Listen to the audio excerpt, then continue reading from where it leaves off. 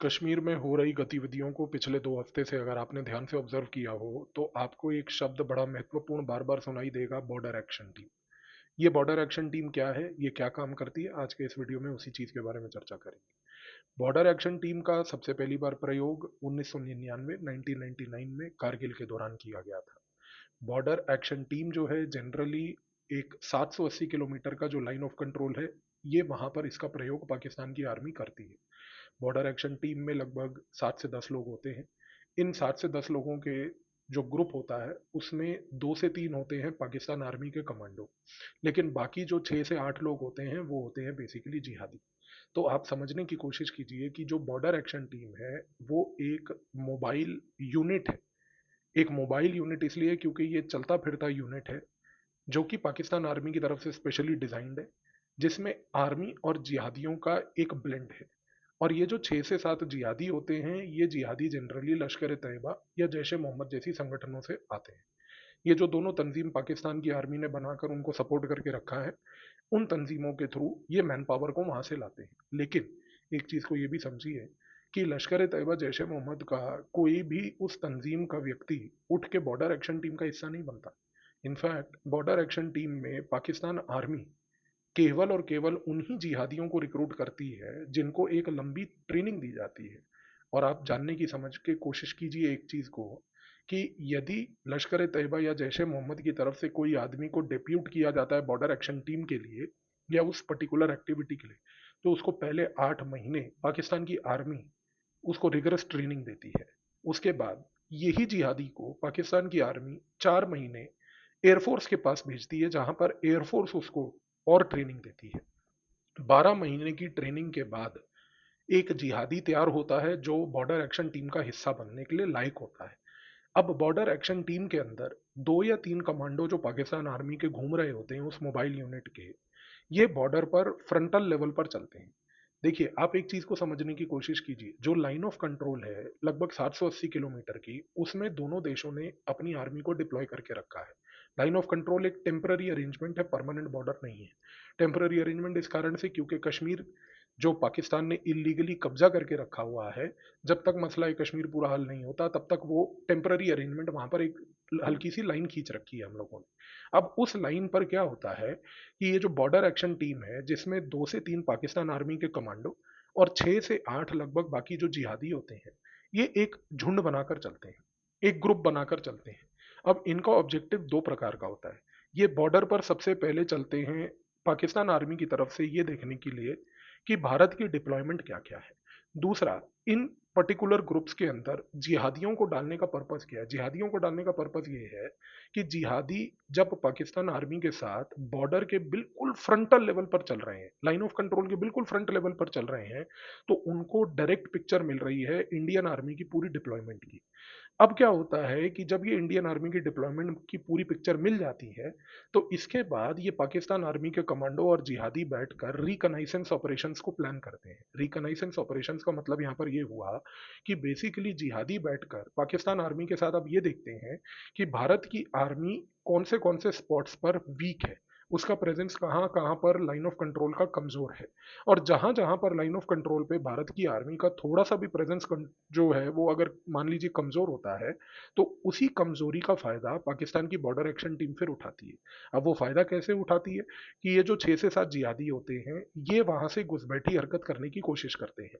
आज की डेट में पीर पांजल का जो पूरा इलाका है, जम्मू से सटा हुआ सदर्न पार्ट ऑफ कश्मीर में, उस इलाके से बहुत ही ज्यादा इन्फिल्ट्रेशन यानी कि घुसपैठ की एक्टिविटियां वहां से बहुत ज्यादा मात्रा में हो रही है। सबसे ज्यादा इन्फिल्ट्रेशन उस साइड से इसलिए भी हो रही है क्योंकि वहां पर जो ज्योग्राफी है यानी कि जो टोपोग्राफी है, वो पाकिस्तान को एक प्रकार का अनफॉर्चुनेट एज देती है, क्योंकि वहां से उनकी तरफ से छोटे छोटे नाले हैं।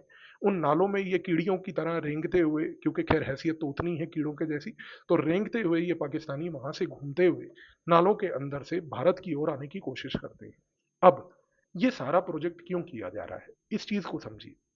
आपको पिछली बार कई कश्मीर के वीडियोस में मैं ये चर्चा कर चुका हूं कि पाकिस्तान इस मोमेंट पे अगले 2 से 3 महीने कश्मीर के अंदर गतिविधियों को बढ़ा के डिलिबरेटली रखना चाहता है। सितंबर के महीने में ऐसा अनुमान है कि कश्मीर में चुनाव होने वाले हैं। चुनाव से पहले कश्मीर के अंदर पाकिस्तान की तरफ से रणनीति के तहत एक ऐसी मुहिम चलाई जा रही है, ये दिखाने की कि कश्मीर में हिंसा बढ़ी हुई है। ये मुहिम चलाने की कि कश्मीर में लोग भारत की सरकार से खुश नहीं हैं। और इस पर्टिकुलर एस्पेक्ट को अगर आप ध्यान से ऑब्जर्व करें, तो आज की डेट में लश्कर ए तैयबा का रेजिस्टेंस फ्रंट और साथ ही में जैश ए मोहम्मद का पीपल एंटी फासिस्ट फ्रंट, इसके साथ साथ बॉर्डर एक्शन टीम का जो पिछले 2 हफ्ते में रिवाइवल होना, इन तीनों चीज़ों को आप एकजुट करके एक लार्जर पिक्चर बनाने की कोशिश कीजिए कि पाकिस्तान की रणनीति यानी कि उसकी स्ट्रैटेजी आज की डेट में कश्मीर को लेके ये है कि एक low cost low volatile terrorism को वो ऑन करके रखें, जिससे कि इंटरनेशनल कम्युनिटी में वो एक ऐसी मैसेजिंग करने की कोशिश करे कि all is not well in the Kashmir valley. और वो जानबूझ के ये चीज को करना चाह रहा है, जिसकी वजह से भारत जब चुनाव करवाएगा और चुनाव की प्रक्रिया कश्मीर में होगी, तो उस समय पाकिस्तान एक डिप्लोमेटिक कैंपेन लॉन्च करके ये बात कहने की कोशिश करेगा कि देखिए वहां पर कितना रेजिस्टेंस है। और दूसरी चीज को समझिए कि जो दो रेजिस्टेंस फ्रंट और पीपल एंटी फासिस्ट फ्रंट है, जिसके बारे में कई वीडियोस के थ्रू मैं आपको बता चुका हूं, ये दो ऐसे संगठन हैं जो आज की डेट में सेकुलर एक नाम लेके बैठे हैं। तो पाकिस्तान की जो रणनीति है वो ये भी है कि ये जो सेकुलर संगठन है, इससे वो कहीं पर भी एक इस्लामिक एस्पेक्ट ऑफ टेररिज्म को हाईलाइट नहीं करवाना चाह रहा है। वो ये करवाना चाह रहा है कि देखिए कश्मीर के अंदर एक सेकुलर अपराइजिंग हो रहा है और ये सेकुलर अपराइजिंग भारत के खिलाफ हो रहा है। तो उसका पूरा ऑब्जेक्टिव ये है कि पीस को डिस्टर्ब किया जाए। उसका ऑब्जेक्टिव ये है कि इलेक्शन से पहले कश्मीर में एक low cost low intensity terrorism किया जाए। इसीलिए आप ये चीज को देखेंगे कि आने वाले 1 से 2 महीने कश्मीर की घाटी के लिए अनफॉर्चुनेटली पाकिस्तान अपनी हरकतों से यहां पर बाज नहीं आएगा। ये हरकतें चलती रहेंगी और मजबूरन भारत की आर्मी को कठोर तरीके से ऑपरेशंस करके इन टेररिस्ट को फ्लश आउट करना पड़ेगा। लेकिन भारत की सरकार के लिए इस समय अगर सबसे बड़ी कोई प्रायोरिटी है, तो वो ये है कि वो लाइन ऑफ कंट्रोल के सदर्न रीजन को, जो खास करके पीर पांजल वाला इलाका है, जो पहाड़ी इलाका है, नाले हैं, उन इलाकों में फेंसिंग पूरी करें। वहां पर फेंसिंग ना होने के चक्कर में, फेंसिंग कमजोर होने के चक्कर में जो पाकिस्तान आज की डेट में घुसपैठी हरकतें कर रहा है, उसकी वजह से लॉन्ग रन में भारत को एक खमियाजा भुगतना पड़ सकता है। क्यों? क्योंकि लॉन्ग रन में यदि ये फेंसिंग यहां पर नहीं हुई, तो ये border action team, resistance front, people anti fascist front, low cost terrorism, ये चारों पॉइंट्स को अगर आप अमेलगमेट करके देखें, तो पाकिस्तान कहीं ना कहीं से ओवरग्राउंड वर्कर्स को एक रिवाइवल करने की कोशिश कर रहा है। आज पाकिस्तान ये बात समझ चुका है कि अगर मुझे कश्मीर के अंदर टेररिज्म को चलाना है, तो उसके लिए पहली बात इस्लामिक टेररिज्म को छोड़ एक सेकुलर टेररिज्म की थ्योरी को अपनाना है, जो कि वो कर रहा है पीपल एंटी फासिस्ट फ्रंट और रेजिस्टेंस फ्रंट से। दूसरा, वो ये चीज को समझ चुका है कि कश्मीर के अंदर टेररिज्म एक ही तरीके से चलेगा, और वो चलेगा जब कश्मीरी लोग ओवरग्राउंड वर्कर बन के इस पूरी मुहिम में हमारा सपोर्ट करें। तो लोकल सपोर्ट टू टेररिज्म आज की डेट में बहुत ज्यादा राइज हो रहा है। और तीसरा, ये जो बॉर्डर एक्शन टीम है, बॉर्डर एक्शन टीम के ये जो रिकनाइसेंस ऑपरेशन हैं, ये आज की डेट में लॉन्ग रन में इसी लोकल सपोर्ट को रिवाइव करने के लिए वहां पर कश्मीर के अंदर ड्रग्स का सप्लाई कर रहे हैं, और ड्रग्स के साथ साथ इलीगल वेपन्स का सप्लाई कर रहे हैं। वेपन्स जनरली जितने भी हैं ये चाइनीज वेपन्स हैं।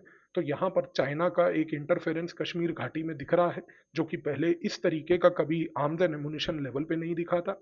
और सबसे बड़ी बात, ये जो नैर्को टेररिज्म का साथ में सेकुलर टेररिज्म के साथ जो जोड़कर पाकिस्तान कोशिश कर रहा है, ये भारत के लिए आने वाले समय में एक नया कश्मीर के अंदर एक चैप्टर खोल सकता है। क्योंकि अगर आप भारत और पाकिस्तान के बीच कश्मीर में जो पाकिस्तान की तरफ से जिहाद जितना फैलाया गया है, उस जिहाद के अगर इतिहास को 1950 से देखें, तो लोकल सपोर्ट टू मिलिटेंसी वाला जो काम है वो पाकिस्तान 1950 से करती आई है।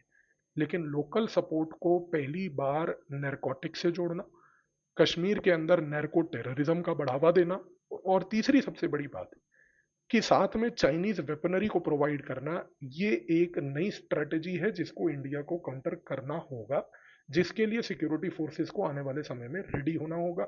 इसके लिए आपको इंटेलिजेंस ऑपरेशंस बहुत स्ट्रॉन्ग करने होंगे, ह्यूमन इंटेलिजेंस नेटवर्क्स को स्ट्रेंथन करना होगा, बीट लेवल पे पुलिसिंग बढ़ानी पड़ेगी।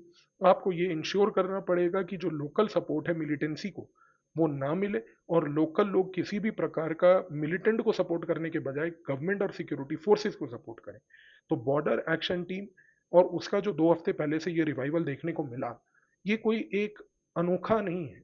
ये एक लार्जर नैरेटिव जो कश्मीर में पाकिस्तान क्रिएट करना चाह रही है, उसके नजरिए से आपको देखना होगा। तो आने वाले 2 से 3 महीनों में इन ट्रेंड्स के ऊपर नजर रखिएगा। धन्यवाद।